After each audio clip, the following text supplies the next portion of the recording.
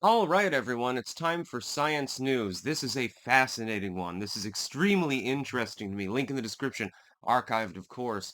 Remnants of Europeans have been found on Hatteras Island in the Croatoan nation. Formerly, I believe they've been basically wiped out at this point. From the Roanoke survivors, there has been a debate raging literally for several hundred years with regards to the fate of Roanoke. There have been multiple excavations. There have been multiple attempts to explain what happened. Now we find in a midden, which is a trash pile basically, on Hatteras Island, associated with the Croatoan tribe, they have found iron flakes that could only have been made through advanced forging techniques that can only be attributed at that time to European diaspora. It could not be attributed to so-called Native Americans. It would be impossible. They didn't have those forging techniques. Basically, it was wood, bone, and stone at the time that they were using for the most part. Metal was basically they didn't work with iron. Certainly not with highly refined iron. I mean, highly refined for the 16th century. So this proves that at least some people did survive and make it to Hatteras Island. This coincides perfectly, by the way, with all of the other evidence. Here's what I think happened. The people at Roanoke that were left behind by Raleigh realized either that they were running low on supplies or they were attacked. There could have been some sort of fighting, and those that were in charge, which would generally be Virginia Dare's, a father, Raleigh's stepson, probably in marginal command. They decided to leave. Either it was unsafe or it had become unlivable. And so they carved the word Croatoan on a tree there. Um, Raleigh had instructed them to leave behind some sort of message should they have to leave, to tell him where they were going. Of course, it took him a little while because unfortunately the Spanish Armada attacked England at the time. The British pounded the shit out of them and destroyed most of their ships because their unwieldy older style vessels could not keep up with the new style that the English were building at the time. And so the largest naval force up till then had been the Spanish Armada. Quite quickly it became the British Armada because their ships were simply better. Anyway, what I think happened is that the colonists fled to Croatoan. They either ran out of supplies, didn't have any means, and had to seek shelter with a foreign group, or they were under imminent attack, and so they decided to flee. This would also explain why a large amount of the things that should have been inside of their little fortified village were no longer there, and there were no signs of struggle. There were no bodies or anything like that. And that always made sense, by the way. They evacuated, and they took everything they could with them.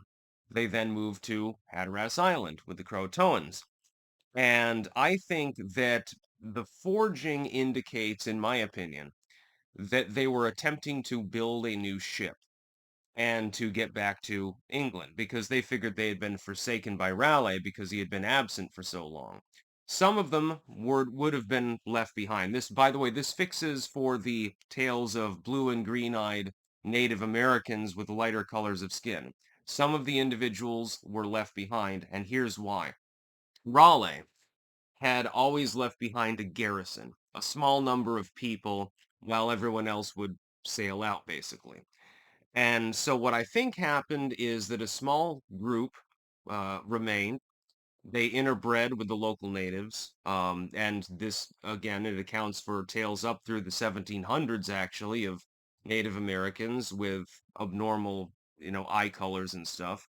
Because it's a recessive characteristic, and because there was no original population that would contribute to the recessive characteristic, that's really the only explanation there.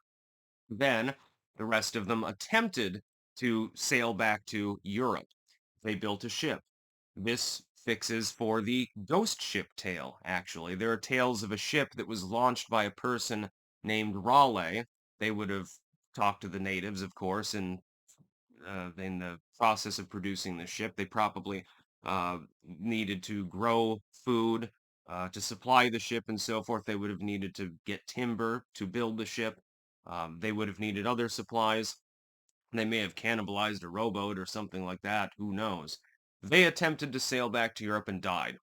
The ones that remained interbred. Fixes for everything. The thing is, actually, I had a conversation with somebody earlier with regards to this story.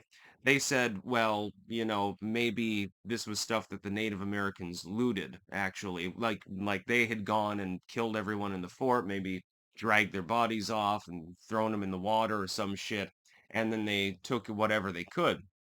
Well, number one, it wouldn't make sense to throw it in the trash pile. Number two, the iron flakes are indicative of forging that would not have been done by the so-called natives. The fact that you found cannonballs and musket balls in the same layer indicates a European presence. It's quite clear. At some point, they probably had a cannon there. In fact, I think they should excavate all of Hatteras Island. I bet they'd find a hell of a lot of skeletons and a whole lot of European influence there. These individuals that remain assimilated or died, over time. Attrition is high and back in those days.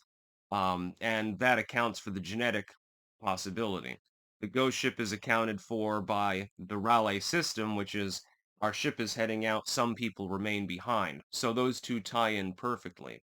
And the iron flakes definitely indicate high levels of forging that were not being done at the time by people that were native to Hatteras Island. So this is pretty concrete proof that at least some of the colonists survived. They went there. I think that most of them did. I think that they had a planned evacuation, which probably took weeks because it appears that they dismantled most of the structures in the fort. Um, I don't understand why anyone would believe that if native forces had invaded the fort and killed everyone, you can't really explain the absence of bodies. There would be no reason for them not to simply leave them there. And it doesn't make sense that they would drag off the houses, so to speak. So I think that they dismantled everything that they could. They moved back to Hatteras and lived there for some time, building their ship. This explains literally everything that we know about the Roanoke colony. So I would suggest that Hatteras should be extensively surveyed. They should use ground penetrating radar and every other thing at their disposal. It's not a very big area, and roughly, where the midden is, so, look around in that area. It's probably the Indian village at the time would have only been a few acres in size maximum anyway, along with the farms, the outlands, and so forth, um, presumptively would have been palisaded by any Europeans that were there preemptively, if it wasn't already. So you'll probably find one of the few things, by the way, in Caribbean archaeology of note, which is post holes. When you put wood in the ground and it slowly rots into it, it leaves behind a stain. These can persist for thousands of years. Often, this is the only evidence that you have other than beads and shells in the Caribbean region. I would assume that there would be post hole markings. You could probably figure out roughly the delineation of any village that was there, and then look for signs, of course, of European architecture and things of that nature. Fascinating story. It looks like they finally solved the mystery of Roanoke.